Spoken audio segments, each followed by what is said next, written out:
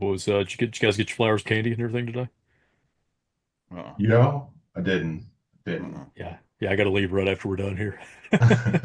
It's been a busy week. I said it earlier today. I'll say it again, man. After 22 years, Valentine's Day is for children.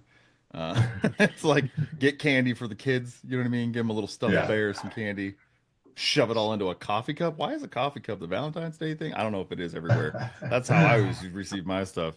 Because kids drink coffee. And Sarah and I, like, very specifically this year, we're like, we looked at each other like, we're not doing anything for Valentine's Day, right? Like, no gifts, no nothing. I ain't even making dinner plans because nobody wants to go out on a date night on Valentine's Day. That's tough. That's stuff sucks. Yeah, I That's don't just do it. you Nope. don't do it. Leave that for the young, fresh couples who got something to prove. Let them Hmm. fight over the reservations, and we'll go like next weekend or something like Yeah. that. Yeah. So I guess to be fair, I did get flowers, but it wasn't like surprise flowers. When we were grocery shopping this week, they had the flowers out, and so we were in there, picked up a bouquet of flowers for Erica while she was with me, which I think it still counts, man. But yeah, yeah, we're doing a dinner at home for sure. We're gonna do a nice dinner, but just make it at home. yeah. Yeah, we usually don't really do anything either. I mean, we kind of never have even. I mean, it's just not really been a Yeah. big thing for us. But I do always like to get the wife some flowers around this time because she gets real tired of winter right about now. And Hmm. so some like I usually go with like a purple and yellow, like something very spring-like, just to brighten the mood a little bit here for the last couple Nice. of weeks of cold. So, but then I get the kids some candy and stuff too. So, Yeah. yeah. Are you guys doing a nice dinner at home? well, probably gonna pick up some hibachi while I'm out getting the other stuff here. So Nice. yeah, Nice. just a What little about you, Eric? little drive through. Yeah. I honestly don't know what the plan is. It's like another day, man. Yeah. There was one time, I'll say this about, I don't even know, 10 years ago or something like that, where I mean, I've made dinner many times on Valentine's Day, but there was this one time where I made a really nice dinner and then I made a chocolate lava cake. Mm, Made it mm. myself, did the Oh whole yeah, thing from yeah. scratch, cooked it, and it came out perfect. Like, just like I Nice. was like the best baker in the world. And I kind of just felt like that was the tip. You know what I mean? Like everything since then has been downhill, and I'm not even sure that I should continue trying. You Yeah, know, you peaked and I peaked. well, You yeah. don't get better than that. There's no way to one up that. A perfect lava cake, there's nothing better, you know? I So, agree. Yeah. Yeah. yeah. We're gonna try we're doing like a steak dinner tonight. But we're gonna try to make some sushi. It's a little appetizer together. First time. So we got like some sushi supplies. She's a great chef, and she's been studying like how to properly make sushi. And I had no idea like how much goes into making rice for sushi. Like it's not just you throw the rice in the pot and cook it. It's like a 10-step process to make just the sushi rice. Wow. So we'll see if we pull it off. I Yeah. don't know. Well, cool. New year. Welcome back, everybody. Those folks who are here with Correct Invite. Thanks for joining us for another episode of the Hackle Box. How's the year going so far for you guys? It blows my mind. We're already in the middle of February. I feel like we blinked an eye, and yeah, already a month and a half into the new year. How are things going for you guys? That's the best way to start a year. I want to forget a month even happened. I want to be so vegged out for a month that it didn't exist. And so yeah, it's basically it's been a great year. It's been great. Everything I remember has been good. You know what I mean? Yeah. But no, I mean, a little bit of truth to that, right? But I think there's just like fourth quarter is always a little Hmm. stressful in some way or another, right? Like even if it's not as in like, oh, we're doing more work or something like that, there's a lot of things to consider. You know what I mean? There's a lot of stuff to be kind of planning for the next year and to be looking at all that stuff. So coming into this new year, it's just been like, hey, I came back in the first couple of weeks of January and I was like, I forgot how to work almost. You know what I mean? I'm just gonna do my thing. But things are picking back up, getting caught up on everything. Did some cool Yeah. training, did a Good deal. conference. It's been good. Yeah, you've been traveling a lot too, man. Wild West Hacking Fest last week. Yeah, Got to see you in Minnesota the week before. It was good. yeah. I took warm Yeah. weather with me everywhere I went. It was nice. Nice. I went to Minnesota. It went from like what -10 up to like 50 while I was there. And then I left and it got down cold again. Got to Denver. It was warm. It was like 50 degrees there too. And then got cold when we left again. Just helping people out. I'm bringing the Dude, warm just weather. hop on over to Montana if you don't mind, because it's Yeah. pretty cold, dude. I'll It's like thaw those negative hearts 30 out over the for you, weekend. baby. Let's go. Yeah. Yeah, Josh, it was me. Sorry about that, man. Yeah. How Yeah, about you, it's Pink? yeah, been similar. I mean, just kind of catching up on stuff from Q4 and getting some things in place and kind of, I mean, I'm still settling into my new role here, so I'm kind of, figuring stuff out that I got to do that I didn't have to do before and, got this uh pretty rough boss guy that, cracks the whip pretty often and so it's kind of tough, it's Yeah. kind of tough I doing what I hate I can. hate that, man. That sucks. Yeah, Yeah. that Yeah, guy. Yeah. he's insufferable. Insufferable bosses can be the worst Yeah. sometimes, you know It's what I tough, mean? man. It's tough, just Especially do when what I we're can. out Just traveling, taking warm places while you're yeah, sitting there in the taking people cold warmth dealing with the everywhere. trouble. You know what I mean? I get you. Yeah. Yeah. Yeah. So no, it's good though. It's good. I'm kind of with you guys on like it's good to blink and be like, oh man, we're almost to March. Which Hmm. is one of my favorite times of the year for one thing. So but yeah, it's good to be it's a nice level of busy, right? It's not Yeah, chaos. It's let's just get some stuff done. yeah, man. Cool.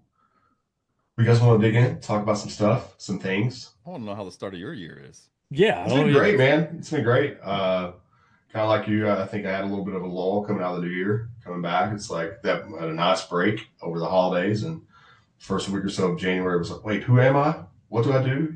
And it's good to get that breather. But I feel like since then it's been busy and steadily getting more and more busy, which is good. Um, I'm excited about the springtime too. Excited about March. Same as Pinky, because March, if you know me, like my favorite holiday of the year is March Madness, and we're only like a month away from that, so I'm really looking Well, forward to that. honestly, I thought both of you guys talking about your love of March was about my birthday, but that's fair. Well, I yeah, we mean, love we love birthday Yeah, I month get it. too. No, I mean, yeah, I'm not hurt. I'm not hurt. It's fine. I'm not crying, you're crying. It's Yeah, I'm not dusty in crying. here. yeah. It's a three-pronged thing, right? It's You see Eric's me dabbing my birthday. eyes. It's just because like I got allergies. You know what I mean? But it's Eric's birthday. It's generally warming up and Yeah, sweet, sweet basketball, So Yeah, it's three pronged thing, yeah. yeah. But like one of the prongs is like way bigger. It's like a yeah. trident. The other new thing I've been learning to snowboard, which has been a lot of fun. It's been painful, I'll say that. Falling when I was a teenager, a kid, learning new things didn't hurt so bad. Turns out when you're in your 40s, it hurts a lot worse to fall. Hurts longer too. Yeah, yeah, yeah. I've been going up every weekend, and every Monday I feel like I was in a car accident over the weekend. That's how it's going right now. Cool. Well, welcome again, everybody. Kind of wanted to kick things off, talk about DeepSeek AI. DeepSeek was all the hotness in the news, a few weeks ago. I think there's still a lot of talk about it, and just kind of break it down, talk about like what it is and any risks surrounding that. So I'll start high level stuff. It's a Chinese created AI engine. One of the cool things I think about DeepSeek is it is 100% open source, which is really nice. Um, most of the reviews, if you're looking at it, it competes pretty well with ChatGPT, but it's a lot cheaper to run. Plus, it's open source, so there's definitely a lot of pros. When it dropped, it was like the top of the app stores for everything, right? It was like topping out on iOS for Android as well, and so it had a lot of significant impact, and some negative impact too. We saw some U.S. stocks take a pretty significant hit after DeepSeek came in. Specifically like Microsoft and AI. There's a lot of sell-offs there, so they took a little dip. NVIDIA, Broadcom chip makers also took a dip as well. And the thing I thought was really, really interesting was I feel like maybe the week before our government just announced $500 billion investment into AI, known as Project Stargate, which I know Eric loves that name. I'm not a Best fan, name. but but so yeah, like the US comes out, they say, hey, we're going to be the kings of AI. We're investing all this money in the infrastructure. And then China says, hey, wait, hold on a minute. We've got something in our back pocket to show you. So I don't know. What do you guys think? Have you had a chance to take it for a spin? What are your thoughts? Yeah, I The mean, timing on that was interesting. I'll say that. Yeah, but Mm-hmm. go ahead, Eric. Yeah. yeah, it came out and was doing really well. I mean, like you kind of, I think, even understated a little bit, been like it was giving ChatGPT a run for its money. I mean, according to a lot of people, it was killing it. You know what I Yeah. mean? Yeah. Um, and I like to see, honestly, like there's other open source AIs, and I like to see that those ones are doing strong. I like to see that kind of stuff hit that, hit the World Wide Web, if you will. Um, and then continue to grow the open source side of things to be the kind of the strong player.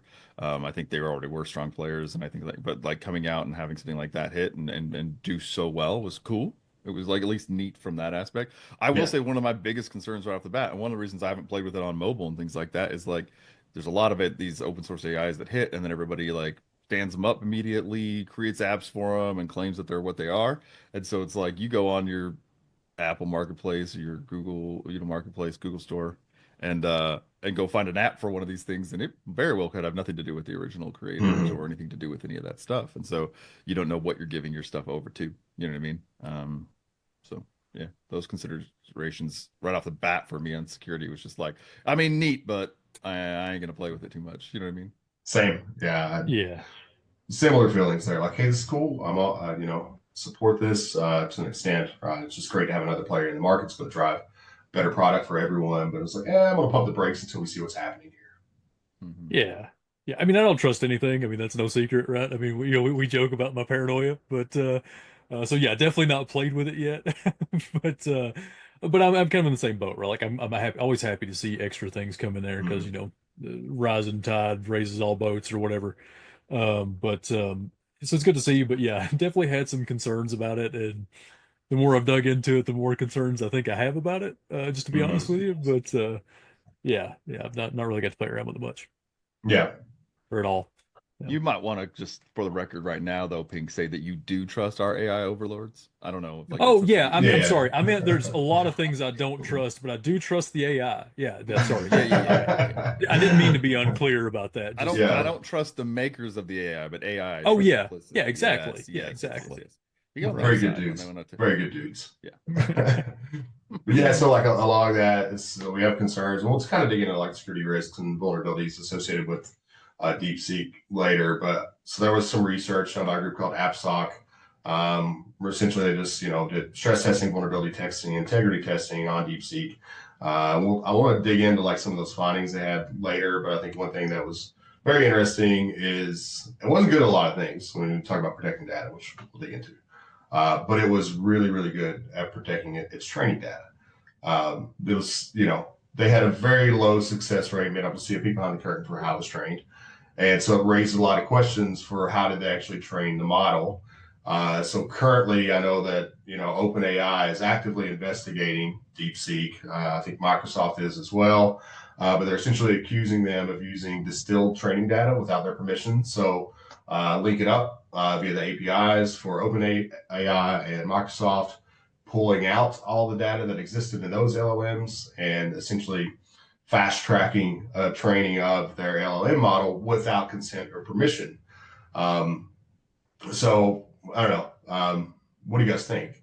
Is this ethical? Number one, like does OpenAI have grounds to stand on if DeepSeek did steal their training data or distill that training data to fast track the training of their model? And yeah, just what's your thoughts, man? Ethically, I, legally? take out ethics and legal for a second, and I'm with Josh on this. I love the concept that OpenAI is mad that someone might have stolen their data. Yeah, yeah, yeah. Basically, potentially. Yeah, That's my Yeah, next point, exactly. But yeah, allegedly, yeah, allegedly. I think you have to throw an allegedly, allegedly in there. Yeah. allegedly, yeah. I think it's an interesting area for sure. I mean, the court cases are obviously coming out, and I think a lot of people aren't really sure what is legal when it comes to some of this. You know what I mean? Obviously, there's been rulings already about um, certain amounts of data coming from. I mean, like if it's on the internet, if it's public, it's public.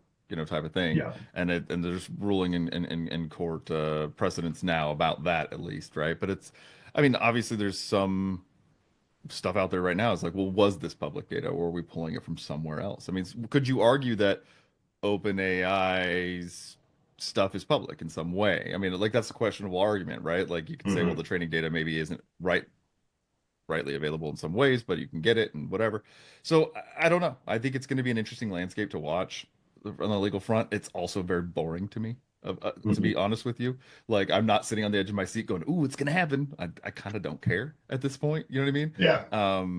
But it is going to be interesting to watch, and I do think that some of that precedent that comes out from this will have effects on the future for sure. So while it's kind of Mhm. a boring topic, I think it matters. Yeah. Yeah. I mean, it matters. And, like I like to say when we're doing incident calls or whatever, like, I'm not a lawyer, don't play one on TV, didn't stay in Holiday Inn last night, none of that stuff, right? So I mean, I'm fairly disinterested in the legal side of it as well. But also, like, this is kind of how everything works, right? I mean, this is just sort of the way things progress. And I'm not sure. I mean, the ethical side of it is what it is. I don't know. But I mean, like, somebody makes a wheel, somebody figures out how to make that wheel better, somebody else figures out how to make that wheel cheaper. It's just kind of how we progress things along. Um, Mhm. so you're always kind of standing on top of something else. So I don't know. I'm not that upset about that piece of it. I mean, I would be if I was OpenAI, I think. But yeah, it just seems to be the way we progress. So, Yeah. Yeah, I mean, I think times are different. Times are changing. People's opinions of things are changing, and it's weird. I mean, like, you make all kinds of corollaries and look at some of the stuff, the way we think about some things, but we don't think about other things. I mean, like even just like piracy and stuff like that, right? You get that, like you wouldn't steal a car, but like I would sure as heck download a car, though. You know what I mean? Like, you know, and obviously that's been laughed about many times. That joke's been made many times, right? But I mean, even if you think about it, right? It's like, okay, so if they play a song on the radio, I can listen to it. That's fine. If I record it on a tape deck back in the, late 80s, that was not cool. You know Mhm. what I mean? Like that yeah, was you weren't allowed to yeah, do that because it was taking away money, right? Well, arguments can be made sometimes like for news sites and different publications and stuff like that who have brought court cases against like OpenAI and stuff like that about taking their data. Well, the argument can be made the money is made when people come to their site for that data. Sure, it's public data, but they have to Mhm. come to us for it to get that, and that drives revenue for us, right? Mhm. But obviously, that's kind of been thrown out. So it's interesting how we look at some of these things a little differently. I think, like I said, I think it has implications in other ways too. You know, yeah. it Yeah, sets the absolutely agree. tone. Set the damn tone. Set the Sorry, damn tone. I just immediately went back to Seattle. But yeah, Josh actually caught on my next point. You guys already talked about it. It's like it's funny that OpenAI is mad that someone distilled their data or whatever you want to call it, stole their data when they stole the shit out of everything that they used to train their model. And then recently, like, it's kind of came to light too that I think OpenAI has been accused of downloading about 82 terabytes of stolen data to train their model from like Pirate Bay, other torrent sites, including like books, movies, copyrighted materials that they had absolutely no permission to. And this one does kind of like piss me off a little bit though when I think about that because we all remember the Napster era, man, and Lars was pissed off when people were paying the price, right? I think we probably know some people who were impacted by that. There's legit, people that we know that are convicted felons today for doing the same thing. But hey, if you're a big tech giant, you got all the money in the world, the laws no longer apply to you. Like, come on, man. There's some double standards here that I just don't think are right.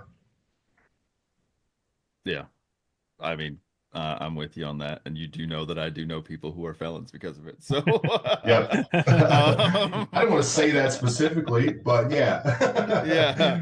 Um, Yeah, I mean, obviously, like I said, the lines are blurring as time goes on. And what exactly that means, and what exactly does public mean, and various Mhm. things like that. You know what I mean? It's an interesting concept in general to me. I mean, like, what is public and what isn't? Even if it's made public in some ways, it's still public at that point. Like, what Mhm. does public even mean? Honestly, the word Yeah. Yeah. starts to lose meaning. I mean, this is a totally unrelated topic, but like when you have a password, right? Well, this is a concept we've talked about before. You have a password. Passwords are considered private, private thought, private whatever you type in your password. Like they can't get in trouble for that, right? But like then your account somewhere gets breached, password hash gets gained, gets cracked, ends up in a database, password breach database somewhere. Well, is that a public thing now? Like, Mhm. how do we treat that? You know what I mean? Like, is it still considered to be private, even if it's public, because you didn't make it public. It's just weird, you know. Right. And You I didn't make think the there's choice to make it public, but it is inevitably public at some point. right. And well, then it starts to question like, I mean, everything that's private today might be public 100 years from now. I mean, so like, what exactly are we even talking about? I think there's like those arguments where it's like if they're sitting there and Josh says it was Meta. I honestly I haven't tracked that one. So, but OpenAI or Meta or whoever is Mhm. downloading stuff that's it's pirated information, right? And then using it for training. It's like, well, someone made it private. Does that make it private? Or sorry, someone Mhm. made it public. Does that make it public? I don't know. You know what I mean? Mhm. At what point do you go, well, I mean, it's just going out and grabbing things, and it has the ability to do that. So Yeah, yeah. And you mentioned before, it's just scraping the internet. We can't control what's going to scrape, right? We're scraping everything. yeah, yeah. I mean, we just happen to give it the ability to, when it's scraping, download torrents and scrape those too. But Yeah. there's plenty of good torrents out there that are not Mhm. or malicious in nature or pirated in nature or anything like that. So Right. that's hard to say. I think it's a lot of gray area there. Yeah, absolutely. So going back to the AppSoc security assessment we talked about in the model, it was pretty interesting. So AppSoc essentially, graded DeepSeek model on a scale of 1 to 10. So to determine, 10 out of 10 being the riskiest, 1 out of 10 being the lowest. They gave DeepSeek an 8.3 out of 10. So they consider it a high risk application. They specifically recommended that, if you're an organization, refrain from using the model for any applications that contain PI, sensitive data, intellectual property, all the secrets, right? So they highlighted some specific concerns, which I think we've seen. Like there's no new concern. Like we've seen these same issues with other models, but one, right? It's pretty easy to make it hallucinate. It's very prone to jailbreaking. Um, so you can just have it do anything now. Type of approach. Ignore guardrails, leak data, subvert behavior. It's really good at creating malware. Like, I think OpenAI, ChatGPT gets a little pissy when you're trying to make malware, but DeepSeek doesn't care. It will make the malware for you. So that's interesting. Um, some examples they gave of like things they were able to make it do was um, to give instructions on how to modify the bird flu, which is interesting. It created a manifesto in defense of Hitler. I think that could have just been Kanye though, or Ye. I don't know. A social media campaign to promote cutting and self harm. Um, so yeah, there's a lot of things, but this is nothing new to me, right? These are all the same things that we saw with other models, and if you have the ability to manipulate it, you can make it do things it's not supposed to do outside of the guardrails that are programmed. What do you guys think about that? Yeah. I mean, I think that I think these will always be issues to an Mm-hmm. extent. You know what I mean? And as you open source it, then there will always be alternatives too. I mean, if you know, find where I go to adhere to do this thing, it's biased away from these types of things, or it removes bias in these certain ways, or whatever it might be. But there will always be this type of stuff. Mm-hmm. Jailbreaking it will at some point not be necessary because there will be some other alternative that just doesn't need to be jailbroken, right? Right. I think sometimes I get concerned that we focus so much on some of this stuff. Like, look, we want it to be. You want ones that people are going to as their phone assistant and in their work organizations, like when it's whatever it might be. You want all that stuff to be pretty sanitized, right? I think, but I do think that at some point we're going to sit there and fight this fight to keep it sanitized, where it's like, look, there's always going to be an alternative. There's always going to be a way around this types of things. I don't want us to sit here and stress too hard on it to some extent. I'm more concerned about actual vulnerabilities in like the systems that are deploying this type of stuff, the actual Mm-hmm. findings, the actual like, hey, I can get to all the data. You know what I mean? I can get Yeah. to all the users' data. I Yeah. can get to like the privacy issues and all those types of things. I'm more concerned about that than some degen finding out how to do degen things. Yeah, yeah, I absolutely agree. And you hit the nail on the head in my perspective, where it's like, hey, cool, we can guardrail the heck out of this thing, right? And make it operate within bounds, but it doesn't matter. There's still going to be an alternative where you can still, identify or get the information you need to do. And then also, there's a risk to me associated with putting those guardrails in place because the creators of the models get to choose what's restricted and what's not restricted. So then, with the opportunity to implement bias or misinformation or all of the things, right? And propaganda machines. So there's risk to both sides. And I think you're right, man. We'll get to a point one day where it's like, why are we so worried about what we allow this to do? Because there is always going to be another alternative. Yeah, I Yeah. mean, I just want things to be accurate, right? I mean, like Mm-hmm. and I do worry about the introduction of bias and things like that based on that, and kind of is it given different data because I think, as was seen with DeepSeek, right? Because I'm using a different language, it gives me a different answer to some certain questions that I ask and things like that. They're, that's an issue, right? So I do worry more about that I mean, obviously, the other concerns, just some of the things you rattled off there, those are worrisome, right? But yeah, it's kind of like you said, there's a point where it's just going to do it, right? Something's going to Mhm. do it. So it's tough to kind of go down that path too far. Yeah. And I think too, like, Eric could probably talk more about this than me and you here, but this idea of like when we start implementing these LLMs into our business functions and our business applications and systems, then understanding like what permissions it has to access data, what permissions it's allowed to share from that data becomes very important because now we're talking about our client data, our private information, our trade secrets, and all that. And so I think in those local implementations, having the ability to apply guardrails and proper, data access permissions is really, really important. Yeah, definitely. Yeah, like I said, I mean, guardrails I think do get very important in some of those instances. I mean, obviously permissions in general, right? Data Mm-hmm. classification in general, being able to like honor and hold those guardrails in place. And also you obviously want, you know, you want the AI to be a little bit biased toward at least a peaceful situation, like it's just like answering. It's just objective about the data that's there, right? There's like I question all the time when we talk about bias in AI. It's like, okay, so is the bias in there because it was programmed in there in some way, or is it just the data Mm-hmm. that's out there? If you train it on like real data and there's real bias, it's like it's just a representation sometimes that we have bias still. Like our data has bias and the data, whatever, right? Right.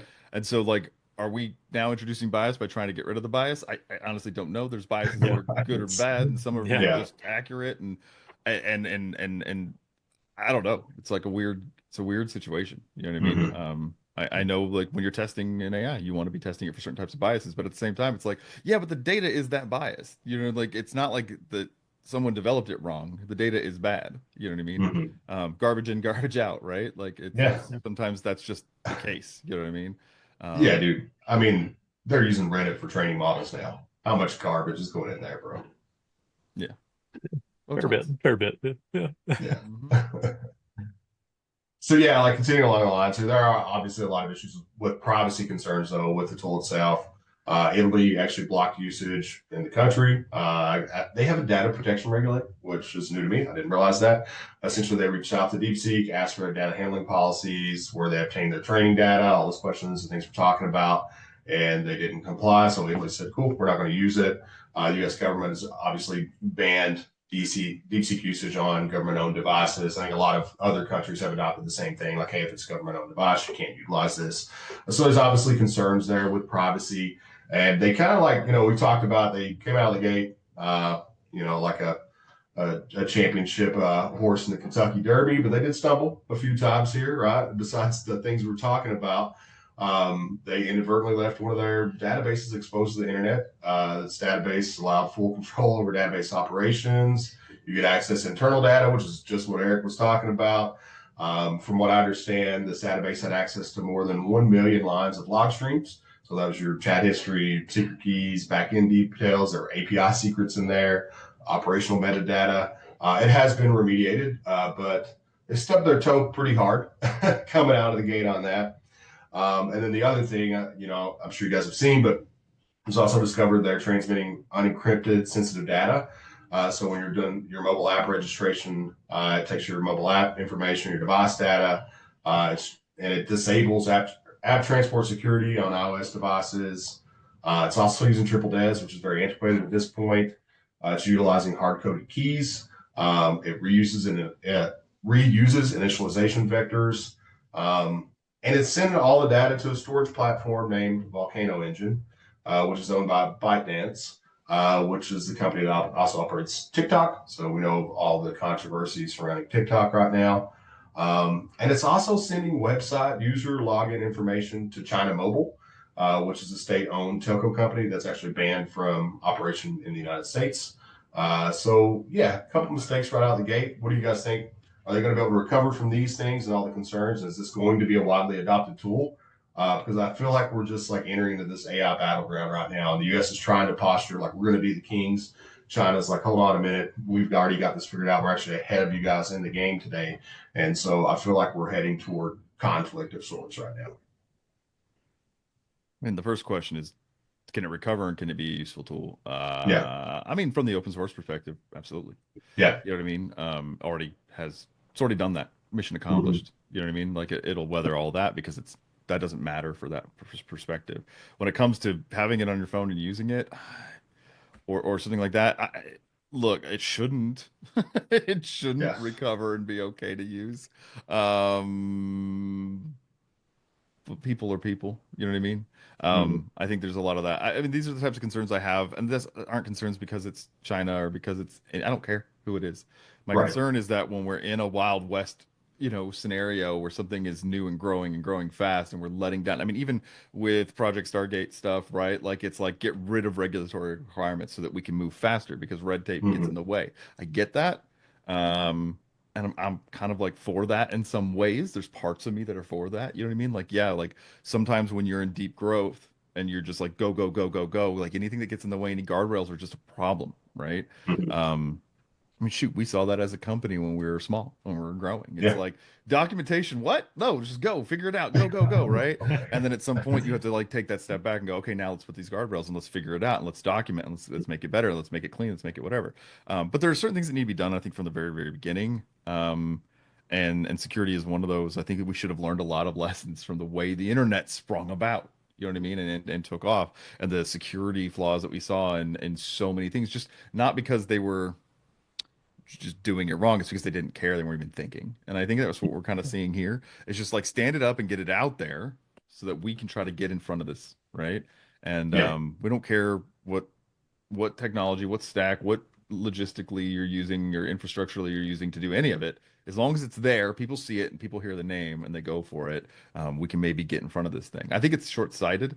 I think that we see this with all kinds of tech companies too. A lot of times, big things that come out, like I mean, I don't know. We'll see how everything plays out for OpenAI. Nothing against Open. I mean, in my statement, there's no bias against OpenAI here. That a lot of times when people are the kind of the first big name, they're not the last big name, right? Like at Absolutely. the end of the day, Yeah. it's like you look at Tesla. Tesla was like really, really big electric cars. They still are, but like the market is being dominated now by everybody coming and catching up and doing it. And I think we're just going to continue to see that kind of stuff. So sometimes people make these mistakes and just being like, stand it up and go. It's going to get us on top of it. And it's like, yeah, but in 10 years, you probably know where to be found. Yeah. I'm not Yeah. a financial advisor and I'm not giving anyone advice here, but yeah. Yeah. Yeah. I mean, yeah, obviously security should be a huge part of this. And I think when we all first started talking about this, well, I mean, I don't know, what was it like last year, year before or something, this all started kind of when Chat GPT started becoming all the rage.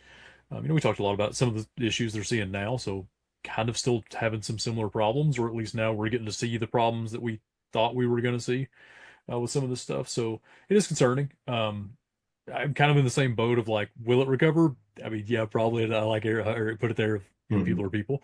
Yeah, people are going to use it. It is what it is.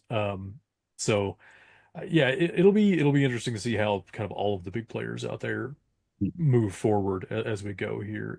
This one is interesting, right? I mean, like the requirements for what to run it or how to run it and things like that are lower, and so a lot of sort of advantages, I'll call them, to DeepSeek, that are interesting to see how others are going to respond to those. So Yeah. yeah, Yeah, I agree. I think it's going to recover. And I think there's just like some groundbreaking things here, just like you talked about having.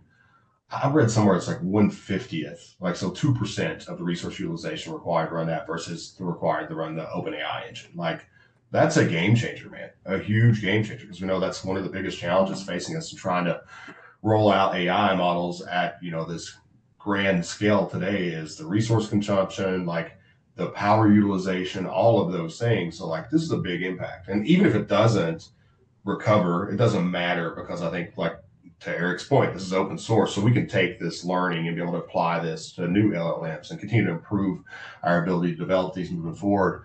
And reduce the cost, reduce the strain on our electric grid, reduce the consumption of all the things it takes to run these data centers. And so it's already made that impact.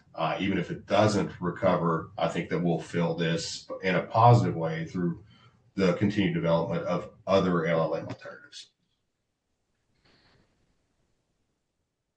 Cool. So, I think our recommendation is like, hey, proceed with caution here, right? So, I think there are some risks. There's definitely privacy concerns. I think there's still some opportunities here with that open source model, so it can be useful for your organizations, and we'll just have to see how this plays out. But proceed with caution is my recommendation for essentially all LLM integrations into a business place, right? Making sure you understand what data the LLM has access to, how your data classifications are configured, what it's going to openly share, if that data has been trucked out the back door to somewhere else. Like, these are all things that we have to scrutinize with a fine-tooth comb. Yeah, I would say that, I mean, one piece of advice, learn everything about AI that you can. Mm-hmm. I mean, on LLMs that you can, machine learning in general, like data, analysis and stuff like that. Like, honestly, learn a lot, learn a ton, and stay on top of it. Do go play with some of these in controlled environments without any kind of idea that any of it's going to ever remain, private or not, whatever. Don't throw a bunch of trade secrets or personal information into them, Yep. but definitely use them and understand them, and For sure. understand how data is trained, understand how data can be tuned, understand how you can do prompt engineering, and understand like the uses of it, because it's going to continue to grow. And then treat it like every other vendor. I mean, honestly, at the end of the day, like, you're doing your vendor risk analysis of things, right? And you should be taking a look and saying, like, what kind of data am I going to throw into this, and what kind of trust do I have that that data is not going to be exposed in some way, right? I mean, that's just the reality of it. Yep. Yep. I mean, that's really what it comes down to, in my opinion. I do think everybody should play with it, but play with it controlled. Yeah. You know what I mean? Yeah, absolutely. It is a way of life now. It's not going away. It's going to be here. And we are going to see great opportunities for great efficiencies throughout our work life, our personal life, all these things. So I think it is very important for everybody to become literate and the usage and the proper usage of these models. And yeah, it's here to stay. It's not going anywhere. And there is a lot of great opportunity. I feel like sometimes we probably do maybe tend to lean on poking holes in things because we don't trust anything, and that's just how we are by default. On the flip side, we do have to accept the positives, and I want to reiterate, like, sure, we're here to talk about the risks, right? But we're not focusing so much on the advantages, and there are tons of them. Yeah. Yep. I think the more you learn about the way the technology works and everything about it, the more you'll understand its strengths and its weaknesses, and you'll be able to move forward educated. I mean, if you were to give someone advice back on the internet coming out, like go back to the 70s and be like, hey, you know what I mean? Like, this is something you should pay attention to and understand exactly how it all is going to affect everything. You know what I mean? I think that's just where we're at. Understand it to the best of your ability, and you can make smart decisions going forward. Yeah, it was funny. I was talking with a friend over the weekend, and I guess you read like a cover letter for an application for his resume, right? And he's not a very good writer. He's never been a good writer. And he's like, oh my God, man, I threw this into AI. I sound so smart now. I sound so smart. That's right. Well, cool. I mean, speaking of AI, let's just keep the train rolling here. Hey, also congratulations to you guys. You guys have done a great job in helping train these models over the last, I think 13 years. And obviously, I know you have your erroneous Reddit posts, your social rants, and that helped too, but we're not talking about that. We're talking about CAPTCHA, and this is something I think Eric's been talking about for a really long time, and now it's officially real, right? Good job, Eric. Yeah, I mean, the very first time I ever saw machine learning and how it worked, and I was like, we need to have access to a large amount of data with true, like, correct or wrong answers, right? It's like, oh, that's what I'm doing. I'm just teaching something how to identify different objects and giving it a massive amount of things and saying, we are all going to be the people who are saying this is right or wrong to train your data, right? So I don't know. I think I've gotten stupider. I no longer know what a crosswalk is. I don't know, But apparently the computers are real smart because of it, so I'll take it. Yeah, so if you guys didn't hear, it came out recently that since 2012, I guess Google's been using CAPTCHA data to train LLMs. So you all know we're logging in, we're verifying we're a human. You got to pick the cats, right? So we're choosing these photos of the cats, and it didn't really know what a picture of a cat was until we taught it. And so now that's why AI is really good at identifying what a cat looks like. And if you're playing with DALL-E, you can make some really nice, cute little kitty pictures, all because of the input that we've gave it over the year. I think the other thing too is like transcript, like you guys have all seen, like type these words, and these words are usually in transcript. And so you're teaching the AI model to be able to read different types of transcript so they can essentially read transcript and ingest more learning material from things that have been handwritten and so on. So you guys have done a really good job. I think, AI is doing great. OpenAI specifically is doing fantastic. So Google thanks you. for your service. Now I'm curious, like, do we get a paycheck or what? Yeah, I'm waiting on my Yeah. paycheck still. Yeah. Yeah. I think I got at least a couple pennies coming my way.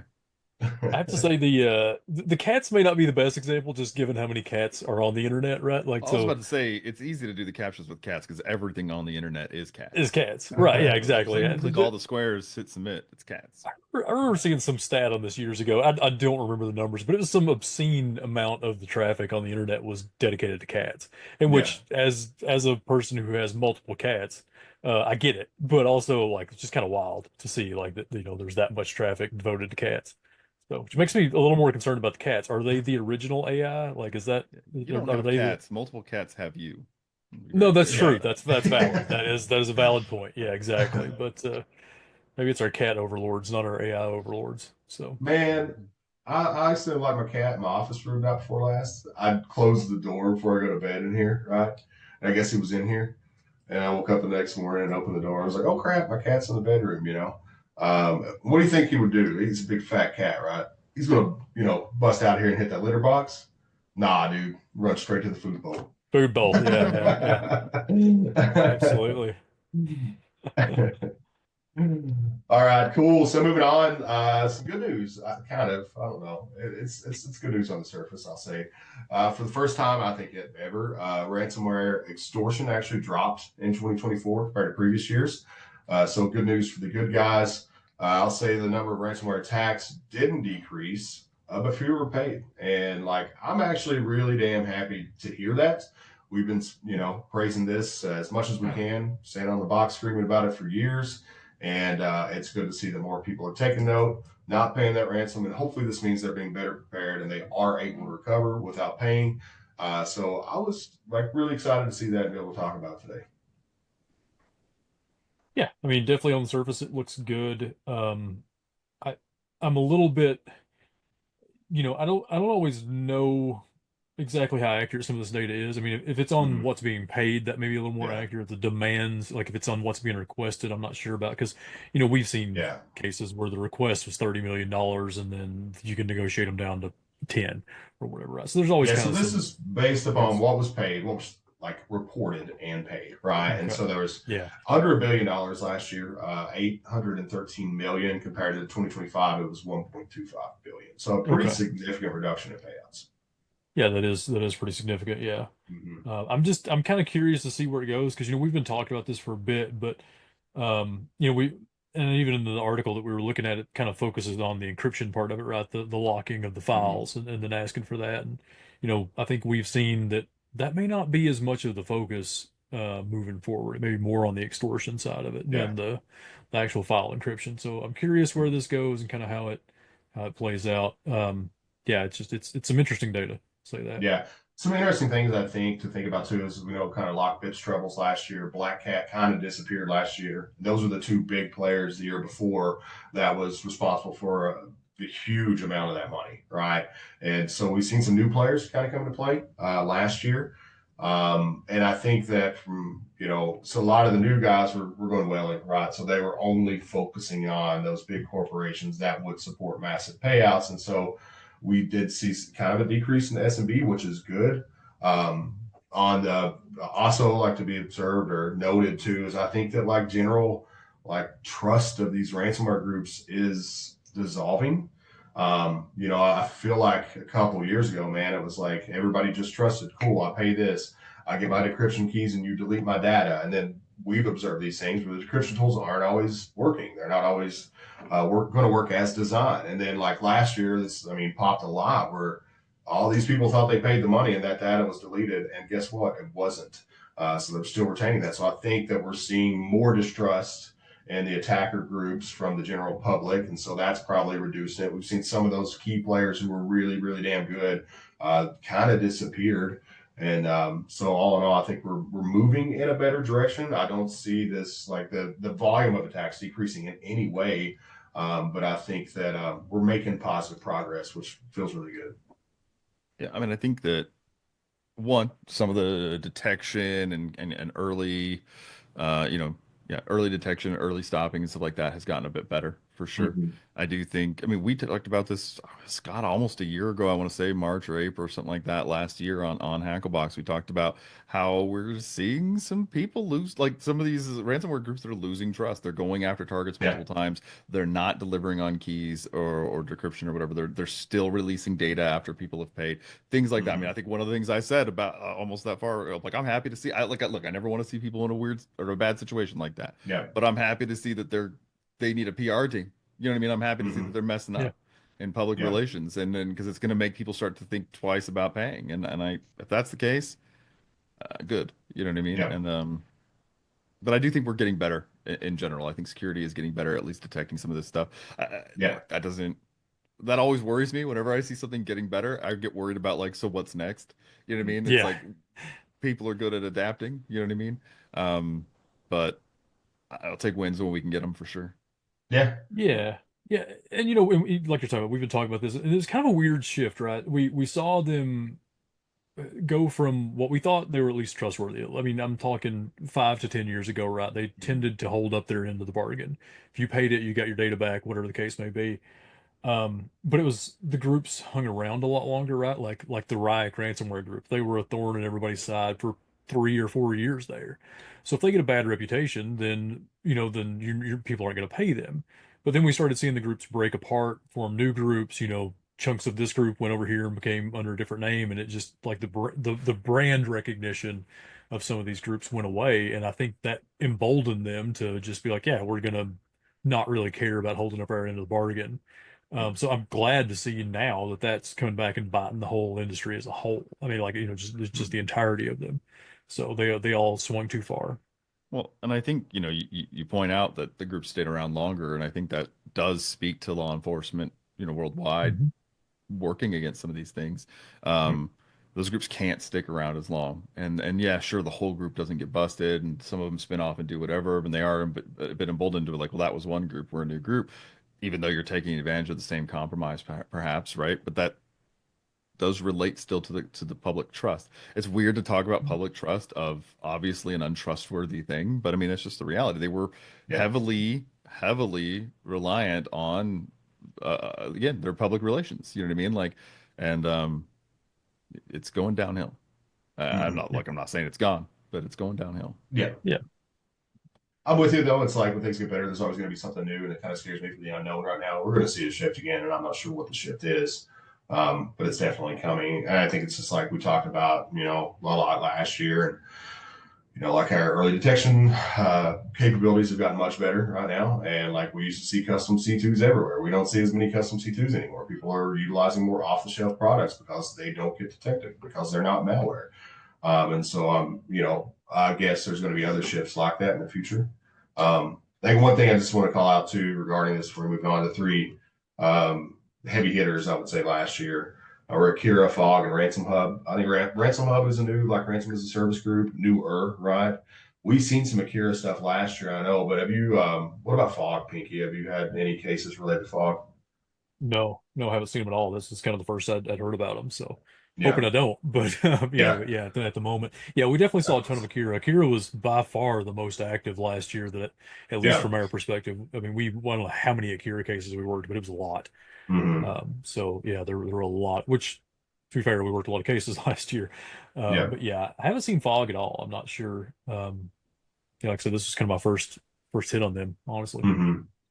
Yeah, so I guess the takeaway just from this too is, Akira's the big player right now. Fox kind of moving in, but they both really focus on exploiting VPNs. We talk a lot about these VPN vulnerabilities and make sure you're patching those quick. There's just another reason why to make sure you're paying attention, you're up to date on your edge devices, and those are being managed properly. And then also make sure you're securing that VPN the right way to begin with. Don't use single factor accounts on your VPN. Make sure you're using multi-factor. Cool. Let's just do like some news real quick on some vulnerabilities. We only got a couple minutes left, and just so we make sure we kind of touch on what's going on in the vulnerability landscape. I'll do that real quick. Also, too, like for all our listeners who are here, may listen to us later. Our next episode, we're going to try to do an AMA. Let you guys kind of drive the show for us. So ask me anything or ask us anything. We're going to solicit through an email, hopefully a couple weeks before the next episode. And if you have questions, send them our way.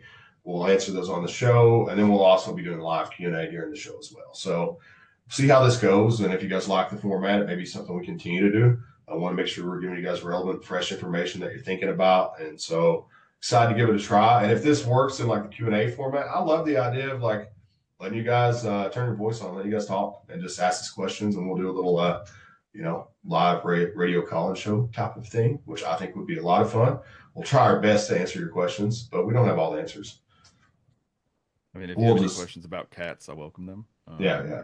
We all have cats. We can all show cats. You know what I mean? Yeah, we could have a little kitty cat party. A cat cast. We can probably just do that. Yeah. I like that. Yeah. All right, cool. So Cisco released a couple of critical vulnerabilities, actually released updates to a couple of critical vulnerabilities in the Identity Services Engine, ICE. These vulnerabilities would allow arbitrary code execution and privilege elevation. So there's two CVEs for this, 2025-20124 and 2025-20125. Which have been remediated, so make sure you are responding to those. CISA did add 4 new vulns to Kev. One was related to Apache OFBix. There was a new Microsoft.NET framework vulnerability that is being actively exploited. And then this one was a blast from the past for me, guys. There's 2 PRTG vulnerabilities from 2018 that somehow just got added to Kev. So if you're running a publicly accessible version of Paceler PRTG, maybe just take that bad boy down, right? If you still got phones from 2018. Yeah, you're gonna have to threat hunt like crazy with that. Yeah, that's you don't have the logs, don't bother. Yeah, that's fair. No, that's fair. Yeah, that's extremely fair. Yeah, just burn that thing down, stand up and send it to someone else. Yeah, just throw it off, start all over. Take it to the train station, get rid of it. Yeah. I was super surprised to see. I think the Kev is a pretty good tool, and I've talked to people before, like, hey, you should be tuned into Kev. But holy crap, 7-year vulnerability just got added to Kev. What are you doing, man? If you still got that on your network, you got bigger problems. Just going to leave it at that. And then finally, if you're running Palo Alto devices, know that there is a new vulnerability. It's a 7.8 out of 10, CVE 2025-0108 that is being actively exploited as well right now. It's an auth bypass vulnerability in the PAN-OS devices. So essentially, attackers can gain access to your device without authentication. There's a patch, so get your patch on. Get that device fixed so we're not letting it cure and fog in the back door. Yeah. That's all I got, guys. Anything else? I mean, on those vulns, I just want to say, like, can we stop using serialized objects for things? I mean, like those Cisco ones, one of them's a Java deserialization attack. Yeah. I'm so tired of hearing about Java deserialization. Stop using serialized objects. Find another way. Find another way to do things. But yeah. I mean, I'll say the Palo Alto one seems kind of neat. I mean, there's a type of category of vulnerabilities in web applications called HTTP request smuggling. Generally, that has to do with content length and breaking up things. It's not like this. This is kind of like a different take on an HTTP request smuggle, where it's like you send in a type of request that gets handled by one way at the initial layer, but then after it goes through a proxy, reverse proxy type down further on, then the Apache system does trigger and do something different with it. I think it's neat. Still patch it and get it fixed, but go look into it. It's fun. I think it is neat too, but patch it, get it fixed, man. Yeah. Definitely. Cool. Thanks everybody for tuning in. We appreciate y'all. Hope you have a great week, great weekend. Happy Valentine's Day. Go hug your sweetie and make sure they feel loved today. Love all y'all. See ya. Everybody. Bye.